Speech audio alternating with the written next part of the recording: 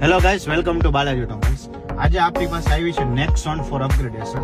કસ્ટમરની એવી રિક્વાયરમેન્ટ હતી કે કંપની પ્લેયર ચેન્જ નથી કરવું અને એન્ડ્રોઈડનો યુઝ કરવો છે. એના માટેનો બેસ્ટ ઓપ્શન છે ઓટોડીફાઈનું એન્ડ્રોઈડ એઆઈ બોક્સ, જે કમ્પ્લીટલી કંપનીના ટેપમાં પ્લગ એન્ડ પ્લે ટાઈપ છે, જેની અંદર 6GB રેમ આવે છે અને 64GB ઇન્ટરનલ સ્ટોરેજ આવે છે.